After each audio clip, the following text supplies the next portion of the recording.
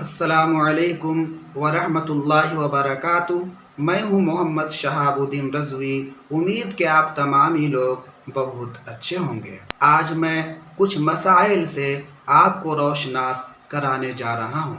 बहुत ऐसे नमाजी हजरात हैं जिन्हें बहुत कम सूरतें याद हैं। ज़्यादातर अलम तरा कैफ़ा फ़अल रब्बुका बि अस्हाबिल फ़ील से लेकर के कुल अऊज़ु बिरब्बिन नास तक याद रखते हैं, या फिर उससे पहले कुछ सूरतें हैं जो याद रखते हैं और उसके बाद बीच से कुछ सूरतें याद रहती हैं। वो नमाज में किस तरह पढ़ेंगे कि उनकी नमाज हो जाएगी, ये सारी बातें मैं आज करने वाला हूँ। सबसे पहले तो कुरान मजीद को उल्टा पढ़ना हराम है। हज़रत अब्दुल्ला इब्ने मसूद रज़ियल्लाहु ताला अन्हु फरमाते हैं, जो कुरान मजीद को उलट करके पढ़ता है खौफ नहीं करता कि अल्लाह रब्बुल इज़्ज़त उसका दिल उलट दे, और अगर कोई भूल करके पढ़ता है तो उसके लिए कोई गुनाह नहीं है। लेकिन अगर किन्हीं को 6 या 7 सूरतें याद हैं, जैसे कि वद्दुहा याद हो, या अल्हाकुमुत तकासुर याद हो, या अलम तरा कैफ़ा फ़अल रब्बुका बिअस्हाबिल फ़ील से कुछ सूरतें याद हो, तो तरतीब जो मिलाएंगे वो अम्मा पारा से नहीं मिलाएंगे। इसलिए कि अम्मा पारा में जो सूरतें तरतीब दी गई हैं वह बच्चों को पढ़ने में आसानी हो, इसलिए सबसे पहले छोटी सूरतों को रखा गया है और बाद में बड़ी बड़ी सूरतों को रखा गया है। नमाज की सूरत में अगर अम्मा पारा की तरह सूरतों को तरतीब देंगे तो यकीनन आपकी नमाज नहीं होगी। तरतीब के लिए कुरान मजीद से आपको तरतीब देना होगा, या अपने मोहल्ले के इमाम से आपको राब्ता करके आपको बताना होगा कि हमें फ़ला फ़ला सूरत याद है, तो पहली रकअत में हम कौन सूरत पढ़ेंगे और दूसरी रकअत में कौन सी सूरत पढ़ेंगे।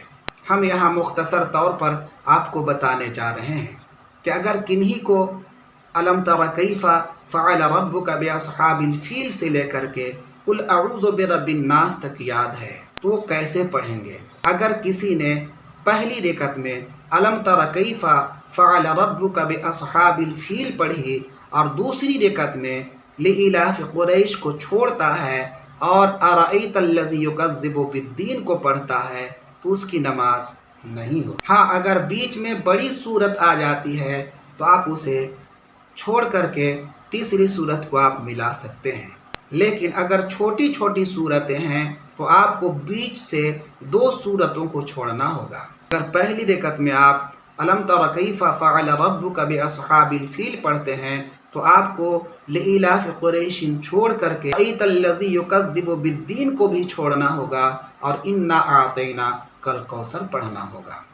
और अगर आपने बीच से सिर्फ एक ही सूरत को छोड़ा है तो आपकी नमाज नहीं होगी। उसी तरह से अगर किसी ने पहली रकअत में कुल या अय्युहल काफिरून पढ़ा और दूसरी रकअत में अगर कोई इन्ना आतैना कल कौसर पढ़ता है, तो चूँकि ये कुरान मजीद को उल्टा पढ़ा, तरतीब के ख़िलाफ़ हो गया, उसकी नमाज नहीं होगी। तो अगर कोई पहली रकअत में कुल या अय्युहल काफिरून पढ़ता है तो उसके लिए ज़रूरी है कि दूसरी रकअत में वो इजाज़ा अनसरुल्लाह पढ़े। वो डायरेक्ट तब्बत यदा अबी लहबिन व तब नहीं पढ़ सकता है।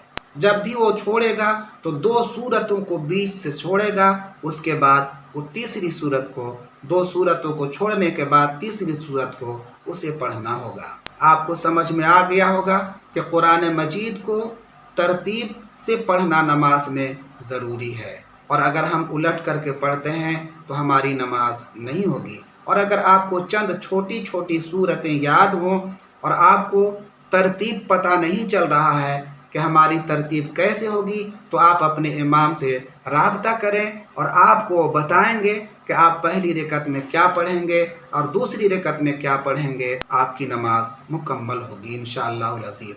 आपके लिए ज़रूरी है कि आप अपने नज़दीकी इमाम से, नज़दीकी उलमा से आप संपर्क करें ताकि आपकी सही तरीके से नमाज हो सके। क्योंकि ये बातें आवाम को बहुत कम पता है। जो सूरत याद रहती है जैसे चाहते हैं उसी तरह से वो पढ़ लेते हैं, तरतीब का ख्याल नहीं रख पाते और इस अनजाने में ان کی نماز نہیں ہو پاتی ہے۔ اللہ رب العزت کی بارگاہ میں دعا ہے کہ مولا تبارک و تعالی ہم تمام کو زیادہ سے زیادہ دین کی سمجھ عطا فرمائے۔